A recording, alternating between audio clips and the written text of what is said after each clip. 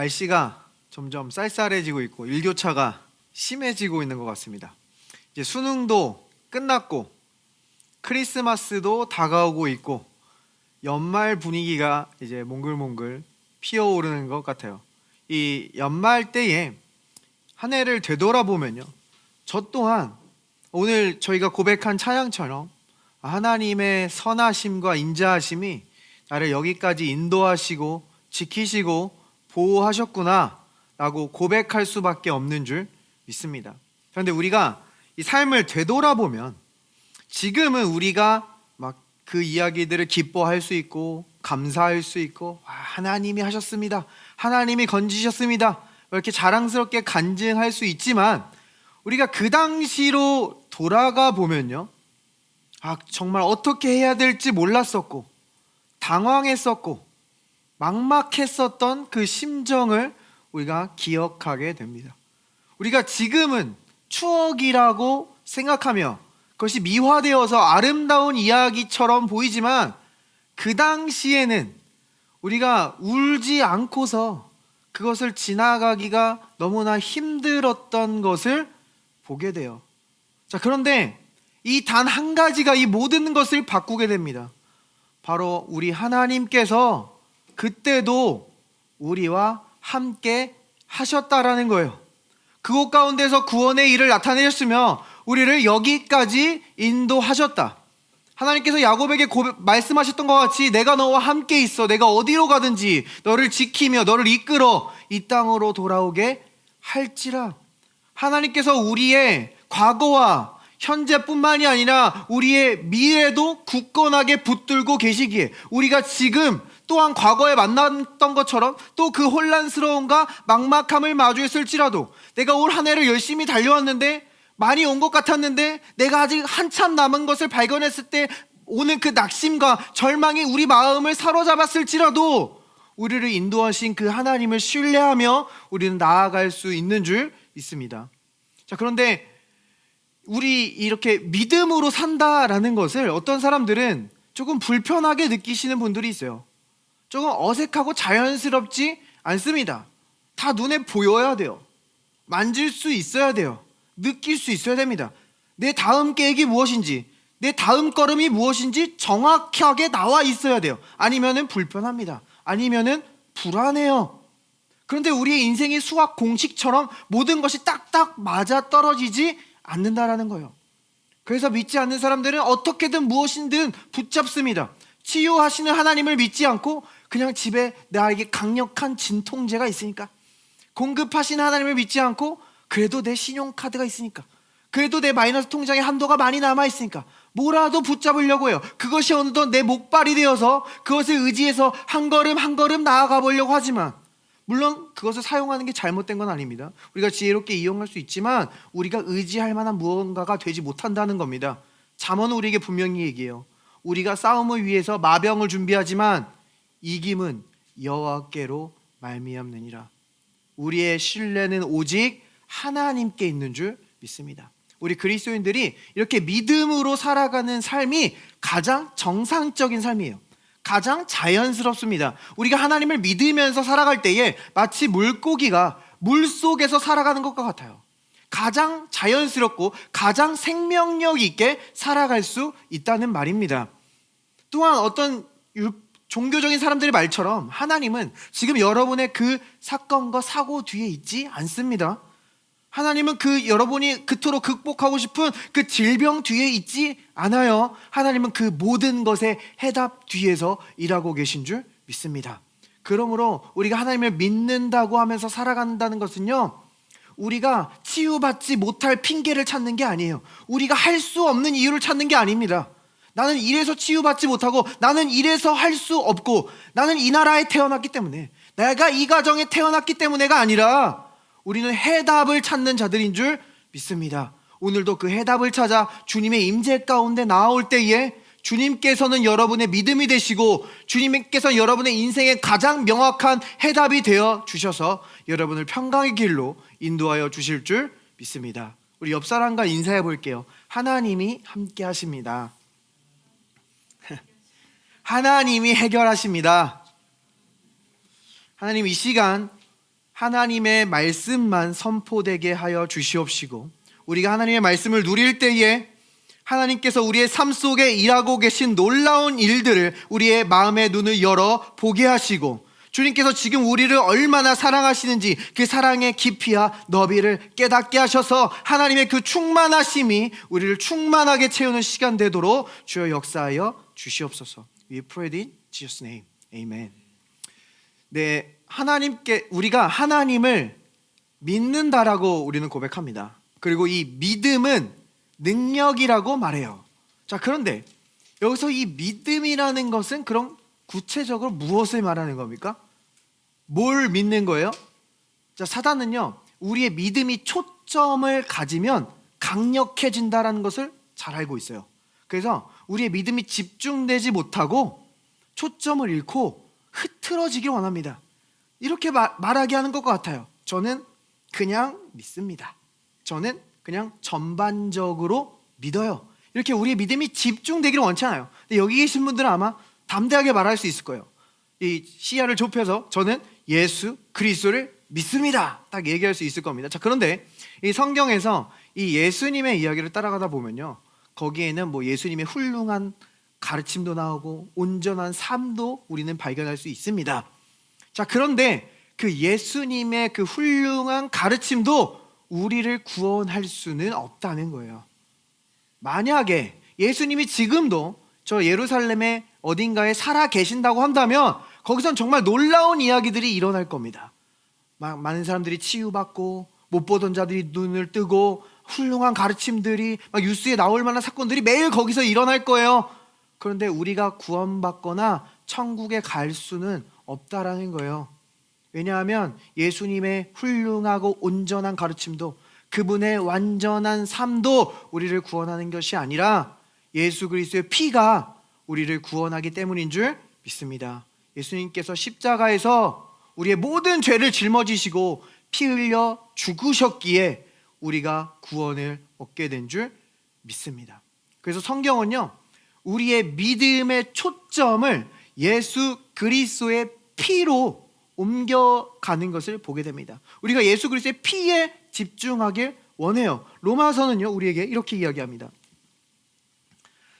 하나님께서는 이 예수를 속죄 제물로 내주셨습니다. 그것은 그의 피를 믿을 때 유효합니다. 그것은 그의 피를 믿을 때 유효합니다. 조금 더 뉘앙스를 보기 위해서 다른 버전을 볼게요. 하나님께서는 그의 피에 대한 믿음을 통하여 화목 제물로 세우셨으니, 그의 피에 대한 믿음을 통하여 화목 제물로 세우셨으니.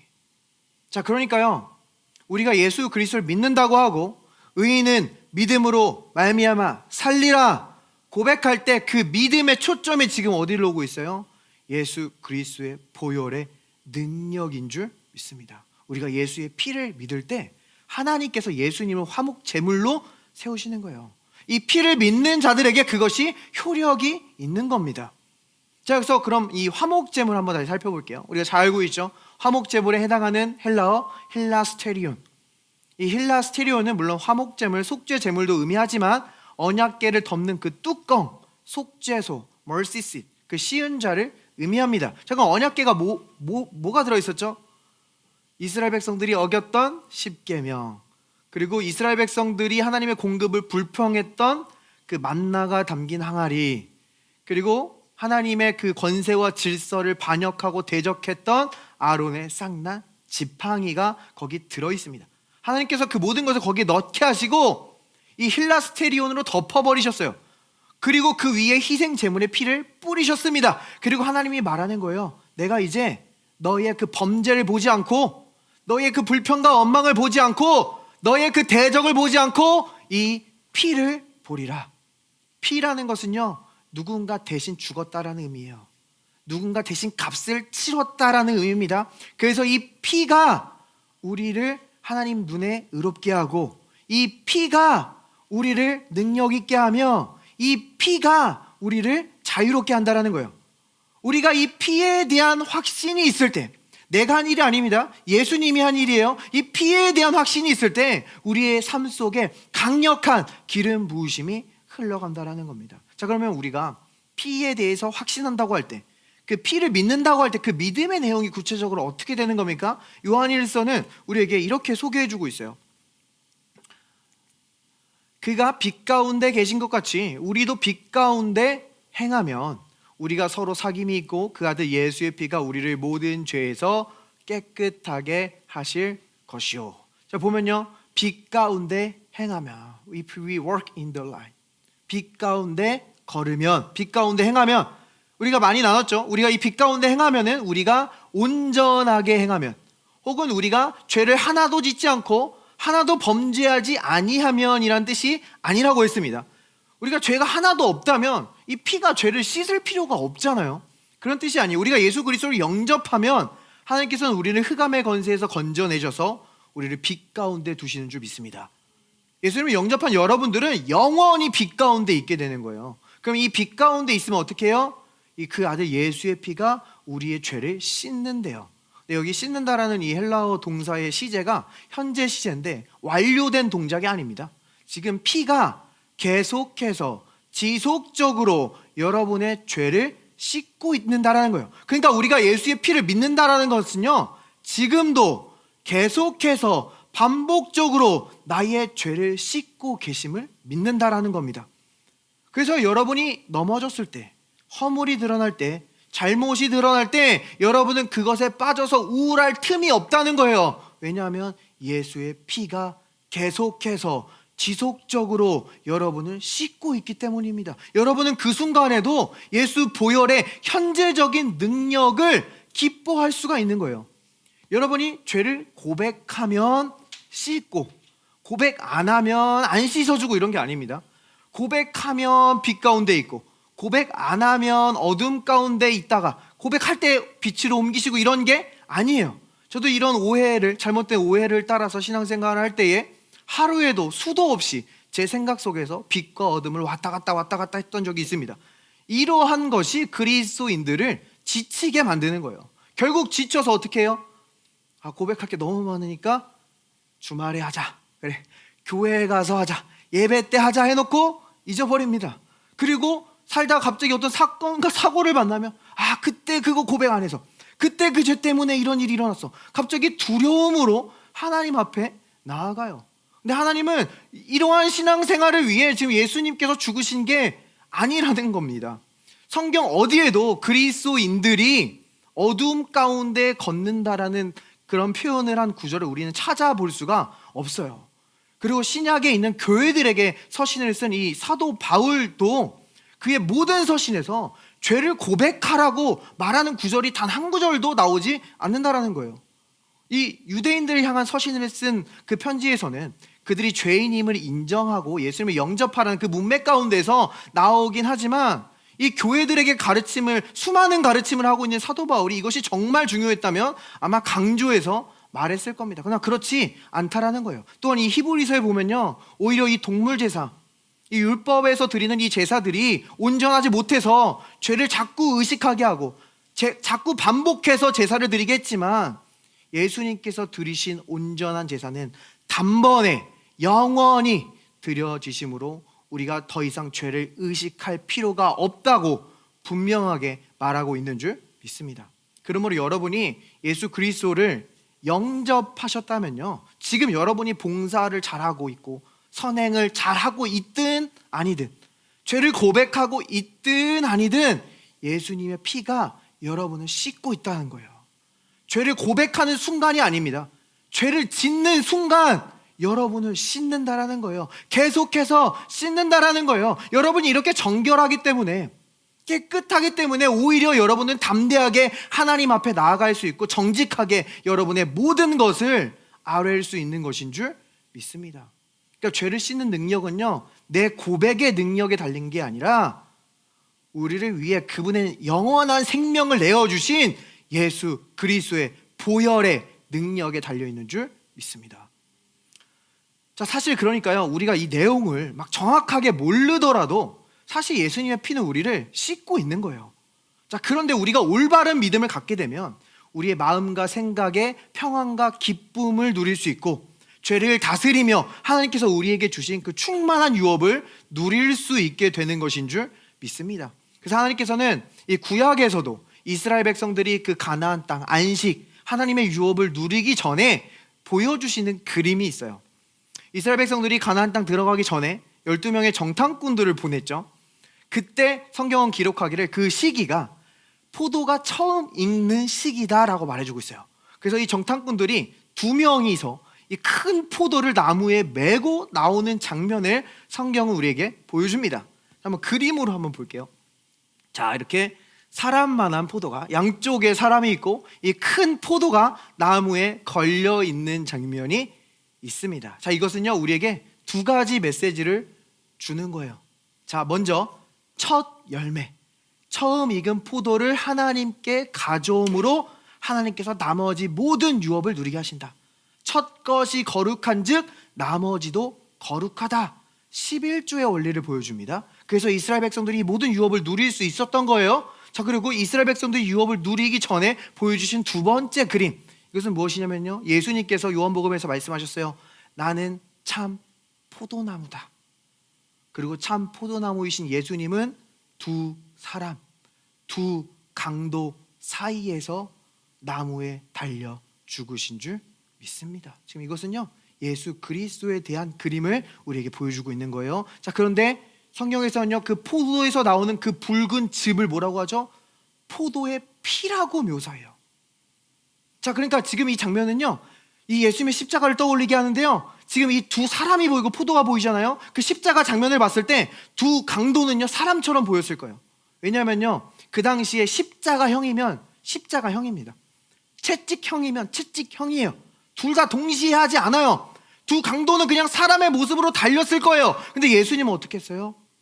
살점이 떨어져 나가도록 채찍에 맞으셔서 피범벅이 되셨다라는 거예요. 왜요?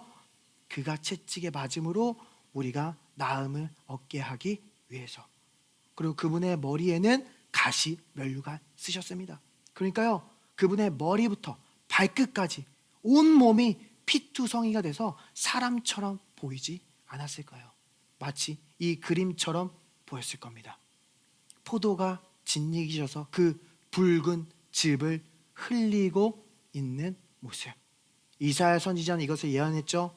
그의 모습을 보니 고운 풍채도 없고 모양도 없고 보기에 흠모할 만한 아름다운 것이 없도다. 그분의 얼굴은 원래 빛나는 얼굴입니다. 그분은 기쁨의 사람이에요. 근데 우리의 모든 죄를 짊어지시고 슬픔과 즐거움과 스트레스를 짊어지심으로 이 슬픔의 사람이 되어 주시는 것을 우리에게 보여주시는 거예요. 그래서 성경은 우리에게 말합니다. 그가 피를 흘리셨기에 너희는 좋은 삶에 들어갈 권리가 있느니라. 사단은요 우리에게 속여요. 네가 권리가 어디 있어? 네 지금 행동 봐봐. 너가 그 화목한 과정 누릴 권리가 있어? 너 그 씀씀이 봐봐.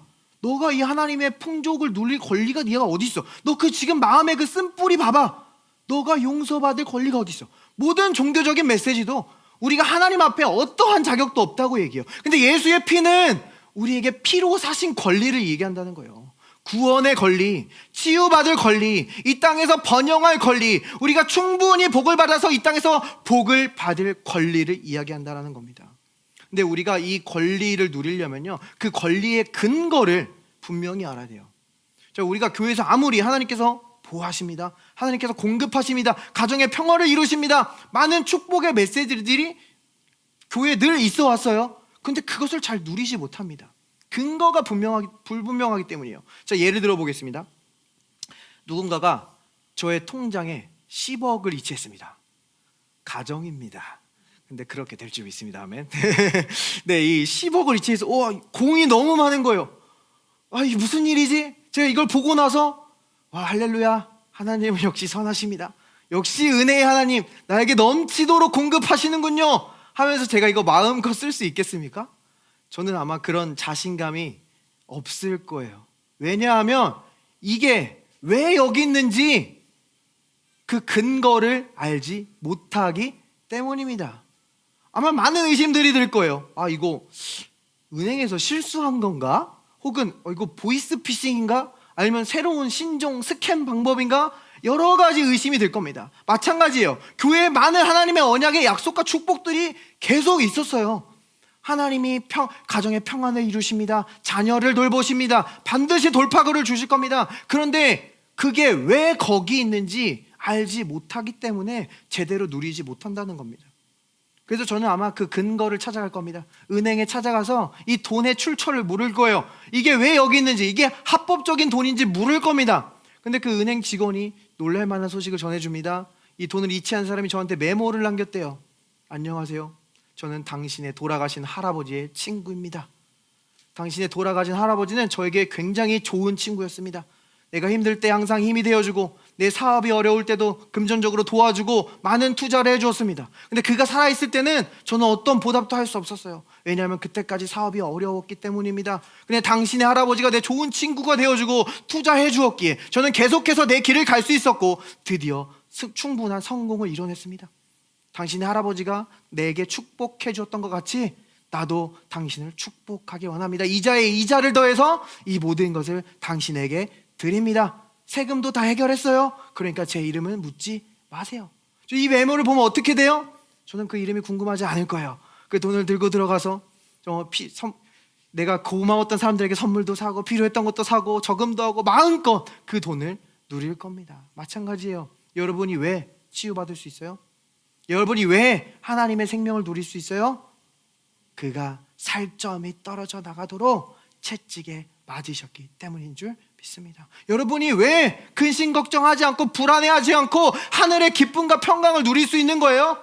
예수님이 겟세마네 동산에서 여러분의 모든 질고를 짊어지고 피땀 흘려 기도하셨고 그가 가시 면류관 쓰셨기 때문입니다. 그러므로 이 불안은 여러분에게 합당하지 않아요. 그 우울은 여러분에게 합당하지 않아요. 그 공황은 여러분의 것이 아닙니다. 여러분은 이 예수 그리스도의 피로 그 권리를 주장할 수 있어요. 예수 그리스도의 피로 명하노니 나에게 합당하지 않은 이 불안은 떠나가라. 이 우울은 떠나가라. 이것은 피로 사신 권리입니다. 자, 그런데 안타깝게도 교회에서 이 피로 사신 권리는 디폴트 값으로 놓고 우리가 받지 못하는 이유에 대해서 자꾸 가르쳐요. 우리가 치유받지 못한 이유 3가지, 돌파를 보지 못하는 이유 5가지. 아니 이 복음, 예수님이 하신 일, 이 피는 그냥 너무 당연한 겁니다. 우리가 이미 알고 있는 거예요. 뻔한 이야기예요. 그렇기 때문에 자꾸 다른 이유를 이야기하려고 해요. 어느덧 피는 이야기하지 않고 중요하게 여기지 않고 믿지 않게 됩니다. 그러니까 교회에 오래 다니면 오래 다닐수록 어떻게 해요? 내가 치유받을 수 없는 이유가 막 수십 가지가 넘어요. 내가 돌파를 보지 못한 이유가 한참 됩니다. 그래놓고 정말 내 삶에 돌파가 필요하고 치유가 필요할 때 뭐라고 해요? 하나님을 믿으세요. 왜 믿음이 없으십니까? 아니 받지 못한 이유를 수십 가지 가르쳐놔서 믿음을 다 뺏어가 놓고 믿으라고 하면 우리는 갑자기 믿을 수가 없게 됩니다. 그래서 오히려 이 초신자들이 이 하나님의 특별한 인도하심을 막 경험하고 기적들을 경험하는데 교회에 오래 남아있던 사람들이 그 만성적인 질병과 문제 가운데 남아있는 그런 안타까운 것들을 우리는 보게 됩니다. 아니 하나님이 초신자들만 특별히 이뻐하셔서 더 강력하게 역사하시고 기존 성도님들은 그냥 평범하게 역사하시고 그러는 겁니까? 허니문 기간이 따로 있는 게 아니에요. 주님은 언제나 우리와 가깝습니다. 우리는 영원히 주님과 허니문인 줄 믿습니다. 그런데 이 종교적인 가르침들의 그 복잡함이 우리의 믿음의 단순성을 잃어버리게 한다는 거예요. 그래서 우리에게 더욱 예수 그리스도의 보혈의 말씀이 선포되어야 됩니다. 예수님이 피 흘리셨기 때문에 당신이 치유받지 못할 이유는 없습니다.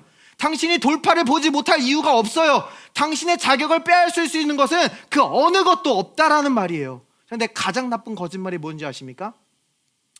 여러분이 죄 때문에 치유받지 못한다는 거예요. 하나님이 죄 때문에 당신을 돕지 않는다는 말입니다. 이게 무슨 말입니까? 자, 우리가 육신이 있으면요, 육신에 죄가 있는 거예요. 근데 죄가 없으면 치유하신다라고 한다면 우리 육신이 없어야 된다는 겁니다. 육신이 없으면 몸도 안 아파요. 치유받을 것도 없습니다. 말이 되지 않습니다. 근데 자꾸 죄를 의식, 죄의식, 죄고백, 보혈의식이 아니에요. 그렇게 죄를 묵상하게 하고 죄를 고백하게 하고 내가 충분히 땅을 쳤으니까, 내가 충분히 애통했으니까, 충분히 금식했으니까 치유를 믿게 합니다. 그건 믿음이 아니에요. 우리의 자격은 내가 한 어떤 행동에서 나오는 게 아니라 예수님이 하신 행동에서 나오는 겁니다. 우리의 자격의 유일한 근거는 예수 그리스도의 보혈인 줄 믿습니다. 구약에서도요, 유월절 어린 양의 피가 이스라엘 백성들을 치유받을 자격이 있게 했어요. 그 애굽의 노예 생활 속에서 할아버지부터 이 어린아이까지 그 힘든 생활 속에서 애굽에서 나오는데 그들이 한 명도 비틀거리지 않고 건강하게 똑바로 걸을 수 있도록 그들을 치유했습니다. 이 어린 양의 피가 그 가난했던 노예 생활 속에서 이집트의 그 은과 금을 이스라엘로 옮기시고 그들이 하나님의 성전을 짓고도 남을 만큼 충분하게 그들을 번영하게 했어요. 하물며 그 유월절 어린 양의 피에 실체 되신 예수 그리스도의 피가 흘려졌는데 그것은 얼마나 더하겠습니까?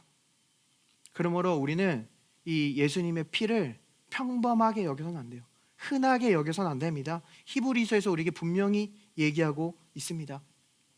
하물며 하나님의 아들을 짓밟고 자기를 거룩하게 한 언약의 피를 부정한 것으로 여기고 은혜의 성령을 욕되게 하는 자가 당연히 받을 형벌은 얼마나 더 무겁겠느냐 너희는 생각하라. 여기 보면요, 언약의 피를 부정한 것으로 여기고 라고 말하죠.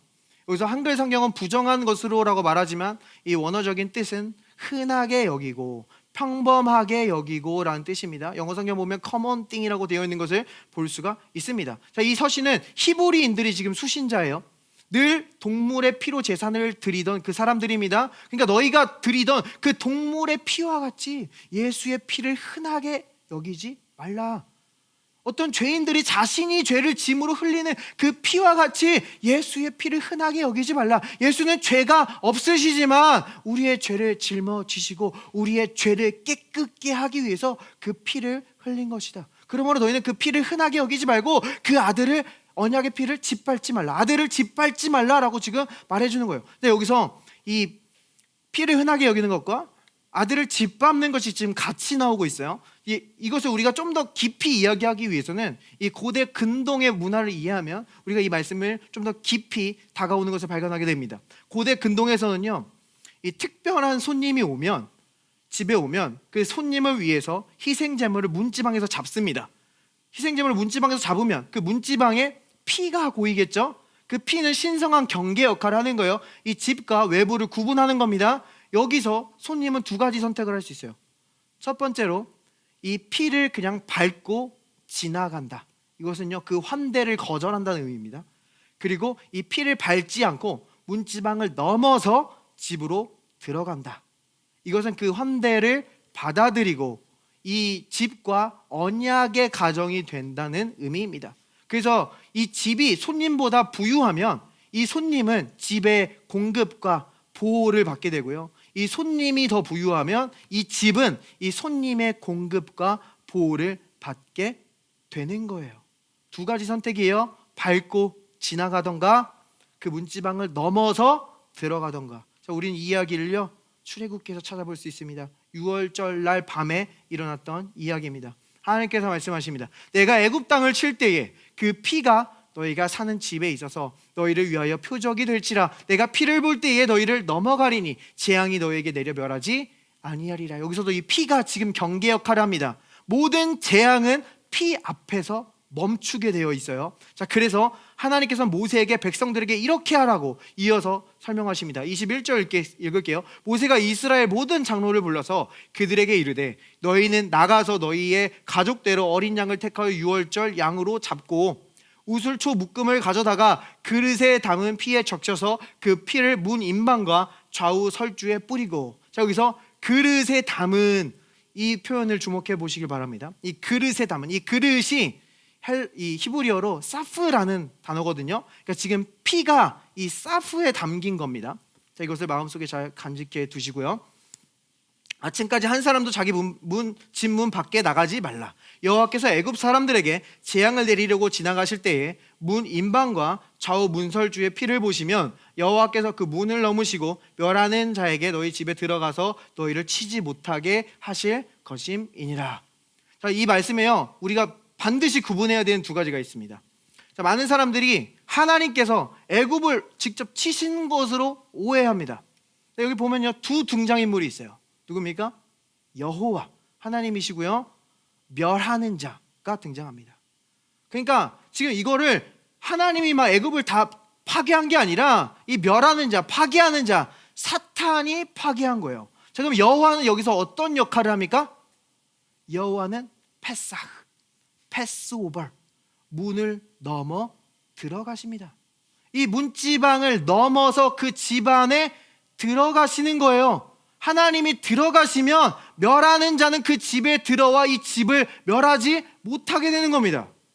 자, 분명하게 하나님은 이 피를 보고 집을 넘어가는 게 아니에요. 그 어떤 짤처럼 안녕히 계세요 여러분, 그것처럼 하나님이 이 집을 떠나가는 게 아닙니다. 하나님이 가시면 어떻게 해요?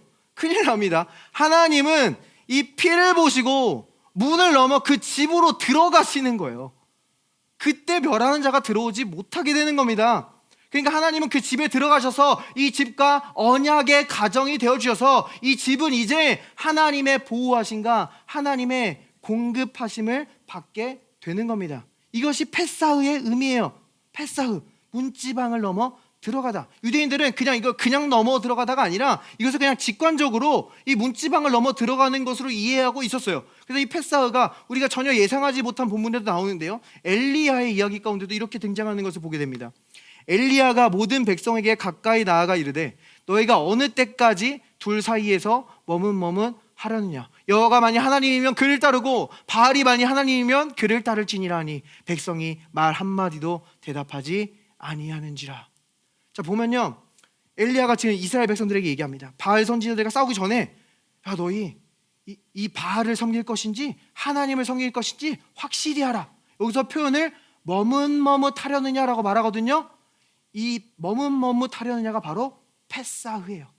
그러니까 이것을 그냥 직접적으로 말하면요, 너희가 바알 신전의 문지방을 넘던지 하나님의 성전의 문지방을 넘던지 둘 중 하나만 해라 라고 말해주고 있는 거예요. 자, 이 패사흐의 의미 이해되시죠? 자, 그럼 우리가 아까 킵해뒀던 단어 뭐가 있었죠? 사프. 그 희생제물을 잡아서 이 사프의 피가 고이게 됩니다. 사프를 문 인방과 문설주에 바른다고 했어요. 자, 그런데 이 사프가 물론 대야, 그릇이라는 의미도 있지만 또 어떤 의미도 있냐면요, 문지방이라는 의미가 있어요. 지금 이해되십니까? 문지방에 피가 고여 있는 거예요. 문지방에 고여 있는 피를 문 인방과 문 설주에 바르게 되는 겁니다.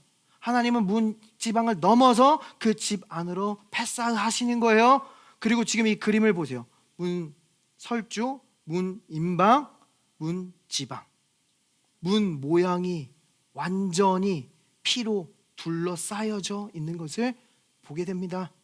자, 이것은요, 요한복음 10장에서 예수님이 하신 말씀을 우리에게 분명히 나타내줘요. 다른 곳으로 넘어오거나 들어오는 자는 절도여 강도, 문으로 들어오는 자는 양의 목자니라. 문 인방을, 문 지방을 넘어서 우리에게 들어오시는 분은 오직 예수 그리스도신 줄 믿습니다. 주님이 우리 삶에 들어오실 때 그 삶은, 그 집은 모두 주님 책임이에요. 거기 가운데 아픈 사람이 있으면 주님은 치유해야 될 책임이 있습니다. 어떤 결핍한 사람이 있으면 주님은 공급하고 그를 번영해야 할 책임이 있어요. 그리고 주님이 들어오시면 멸하는 자는 들어오지 못하게 됩니다. 또한 주님은 요한복음에서 말씀하셨어요. 내가 문이니 나로 말미암아 들어오는 자는 구원을 받고 또한 나로 들어가고 나오며 꼴을 얻으리라. 여기서 들어가고 나오며라는 표현은 히브리식 관용 표현이에요. 들어가도 복을 받고 나와도 복을 받으며, 성읍에서도 복을 받고 밭에서도 복을 받으며 너의 출입을 지키시리로다. 너의 모든 행사, 모든 영역 가운데 하나님이 지키시고 공급하신다는 말입니다. 여러분이 직장에 있어도 복을 받고 가정에 있어도 복을 받고 교회에 있어도 복을 받는다는 말이에요. 누가요? 누가? 이 문으로 들어오는 자들, 예수 그리스도의 보혈의 능력을 믿는 자들, 이 피를 흔하게 여기지 않는 자들입니다. 자, 우리가 이것을 이해하고 다시 그 히브리서 말씀을 보면요, 그것이 우리에게 깊게 다가옵니다. 지금 하나님은 이 히브리인들에게 말씀하시는 거예요. 하물며 하나님의 아들을 짓밟고 자기를 거룩하게 한 언약의 피를 부정한 것으로 여기고 은혜의 성령을 욕되게 하는 자가 당연히 받을 형벌을 얼마나 더 무겁겠느냐. 너희는 생각하라. 예수가 피를 흘렸다. 너희는 그 문으로 들어오라는 거예요. 그것을 밟고 그냥 지나가지 말고 이 문으로 들어오라는 겁니다. 자, 이것을 어떤 분들은요, 구원이 취소된다는 그런 본문으로 해석합니다. 우리가 주님을 배신하거나 우리가 잘못된 선택을 하면은 우리에게 받을 형벌이 얼마나 더 크겠느냐?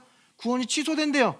그러나 그렇지 않습니다. 지금 히브리 말씀은요, 지금 이 유대인 회당에서 예수님의 복음을 전해드린 자들이 다시 율법의 동물의 피로 제사를 드릴 것인가, 예수의 영원한 피를 믿을 것인가 갈팡질팡하고 있는 그 히브리인들에게 지금 이 메시지가 전해지고 있는 거예요. 그리고 그럼 여기 거룩하게 한 언약의 피라고 하는데요, 아니 그들이 예수님을 영접하지도 않았는데 그들이 무슨 거룩해진 사람들입니까? 이거 구원이 취소되는 겁니다. 이렇게 얘기해요. 자, 그런데 그렇지 않습니다. 사도 바울은요, 고린도 전서에서 예수님을 영접한 아내 때문에 믿지 않는 남편이 거룩하게 된대요. 남편이 예수님을 믿으면 믿지 않는 아내가 거룩하게 되고 자녀들도 거룩하게 된대요. 나중에 거룩하게 될 것이다. 미래 시제가 아니에요. 완료 시제입니다. 거룩하게 됐다라는 거예요. 자, 이 말은 뭐냐면요, 우리가 누가 예수님을 믿으면 자동적으로 다 구원받게 된다, 이런 말이 아닙니다. 우리는 모두 다 개인적으로 예수 그리스도를 영접해야 됩니다. 근데 여러분 한 명이 예수님을 영접하면요, 여러분의 가정은 하나님의 큰 축복을 위해서 구별된다는 거예요. 여러분 가정에 구원의 큰 문이 열린다라는 거예요. 주 예수를 믿으라, 그리하면 너와 내 집이 구원을 얻으리라. 이 언약의 말씀 안에 들어오게 된다는 겁니다. 그러면 여러분의 가정 중에 아직 예수님을 영접하지 않은 사람이 있다 하더라도, 혹은 예수님을 떠나 방황하고 있는 지체가 있더라도 불안해하지 마세요. 예수 보혈의 능력을 믿으세요. 걱정하지 마세요. 기도하세요. 왜냐하면 여러분의 그 모든 가정의 구원을 위한 하나님의 놀라운 계획과 구원과 돌파구와 기적이 이미 거룩하게 구별되어 있는 줄 믿습니다. 그러므로 여러분은 그들을 포기하거나 혹은 계속 달달 볶지 않아도 됩니다. 하나님이 말하게 하시면 말하세요. 하나님이 기도하게 하시면 기도하세요. 하나님이 함께 하라 하시면 함께 하세요. 여러분이 반드시 여러분의 가정의 구원을 보게 하실 줄 믿습니다. 마찬가지로 이스라엘도 예수님의 피로 거룩하게 구별된 거예요. 그들은 위치적으로 언약적으로 거룩하게 구별되어 있습니다. 예수님은 이 땅 어디에도 올 수 있었어요. 북한에도 오실 수 있었어요. 그런데 안 갔어요. 이스라엘의 예루살렘으로 굳이 오셨습니다. 거기에서 유대인들에게 복음을 전하셨고요, 유대인들이 그 하나님 예수님의 치유를 경험했고요, 예수님의 제자들도 이스라엘에서 복음을 전했고, 바울도 어디를 가든지 유대인들이 있던 회당에서 복음을 먼저 전했어요. 그들은 거룩하게 구별, 특별한 위치에 있습니다. 그래서 지금 이 히브리서를 통해서도 지금 그들에게 권면하는 거예요. 내가 너희를 위해 피를 흘렸다. 이 문으로 들어와라. 내 보호의 날개로 들어와라. 내 품으로 들어와라. 너희가 심판과 진노를 피할 수 있는 다른 문은 없다. 너희의 죄를 해결할 수 있는 다른 방법은 없다. 너희의 죄가 크든지 작든지, 의식적이든지 무의식적이든지, 너희의 가정에서 되물림되고 있는 해결하지 못한 죄가 있든지 없든지 상관없다. 예수의 피가 너희의 모든 죄에서 깨끗하게 하느니라. 그래서 하나님께서는요, 이 마지막 때에 예수 그리스도의 보혈이 더 강력하게 역사할 것임을 우리에게 예언하고 있는 것을 보게 됩니다. 스가랴서 말씀입니다. 그날에 죄와 더러움을 씻는 셈이 다윗의 족속과 예루살렘 주민을 위하여 열리리라. 만군의 여호와가 말하노라. 그날에 내가 우상의 이름을 이 땅에서 끊어서 기억도 되지 못하게 할 것이며 거짓 선지자와 더러운 귀신을 이 땅에서 떠나게 할 것이라. 그날에 죄와 더러움을 씻는 셈이 열리리라.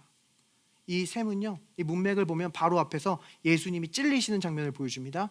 우리의 죄가 예수님을 찔렀지만 그 찔린 곳에서부터 예수의 보혈이 흘러나와 우리의 죄와 더러움을 씻기는 보혈의 샘물이 된 줄 믿습니다. 이것은 먼 훗날에 열리는 게 아니에요.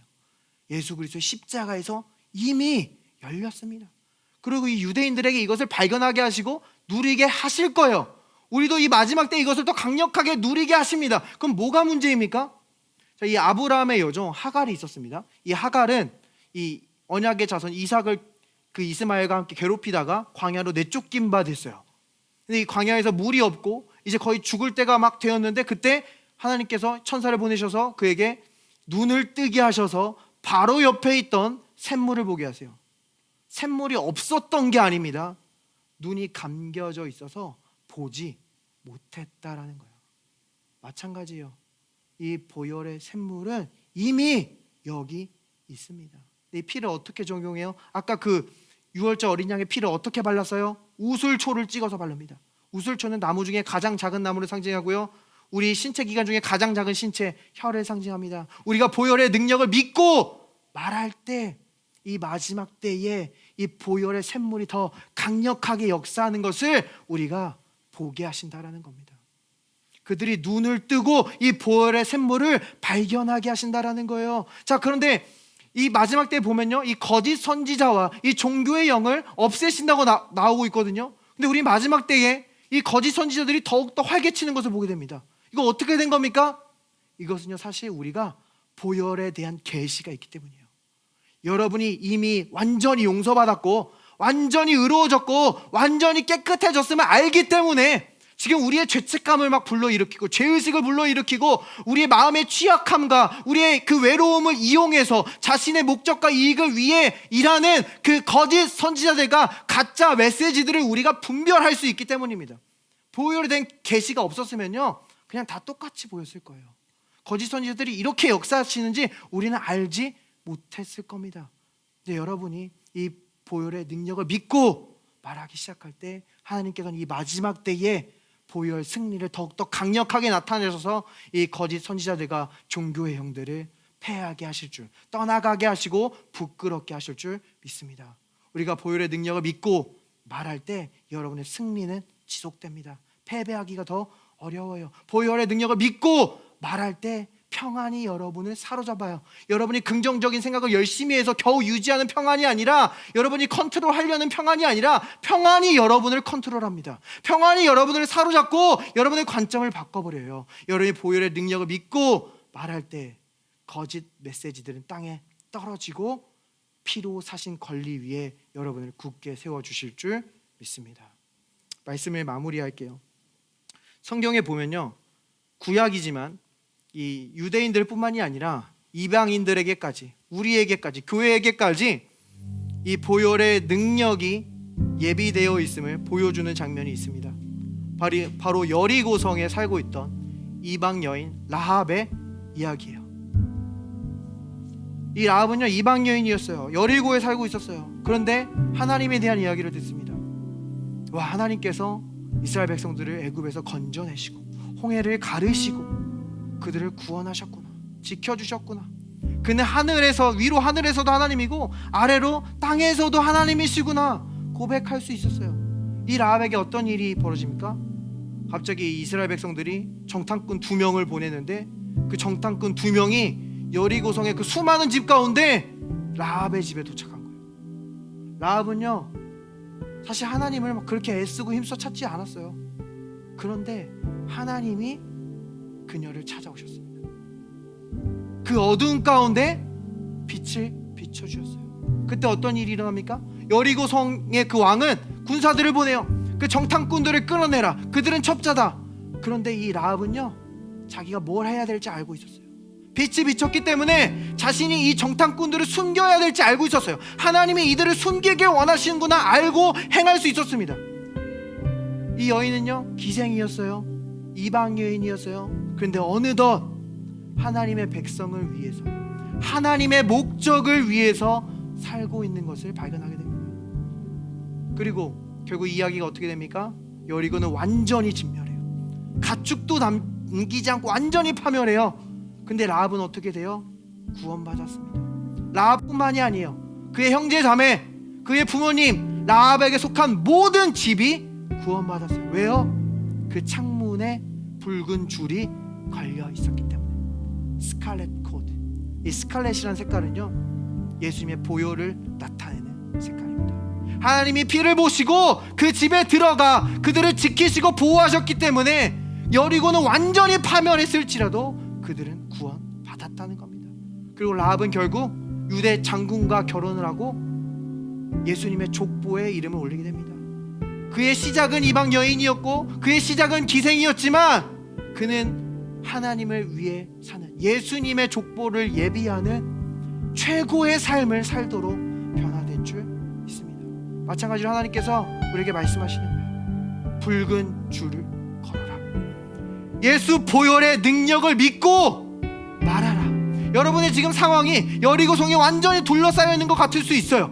여러분은 도저히 빠져나갈 수 없다라는 그런 생각 속에 갇혀 있을 수 있어요. 그러나 여러분에게는 보혈의 능력이 있습니다. 하나님께서 그 피를 보시고 들어와 여러분을 지키시고 보호하시며 그 빛 가운데 있는 여러분들이 무엇을 해야 될지, 어디로 가야 될지 분명히 알게 하시며 그 하나님의 목적을 위해 여러분을 반드시 인도하여 주실 줄 믿습니다. 이 시간 예수 그리스도의 보혈의 능력이 선포됩니다. 예수 그리스도의 피로 명하노니 이 시간 거짓 증상은 떠나갈지어다. 이 시간 거짓 우울은 떠나갈지어다. 빛 가운데 있는 이들에게 무엇을 해야 될지 알게 하시며 무엇을 찾아야 될지 발견하게 하시고 이번 한 주 동안 예비하신 하나님의 놀라운 목적을 위해 살아가도록 주여 축복하여 주시옵소서.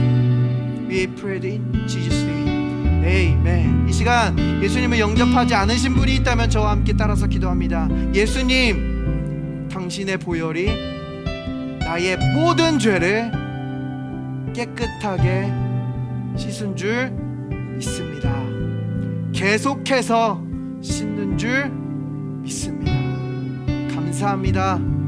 예수님의 이름으로 기도합니다. We pray in Jesus' name. Amen. Praise the Lord.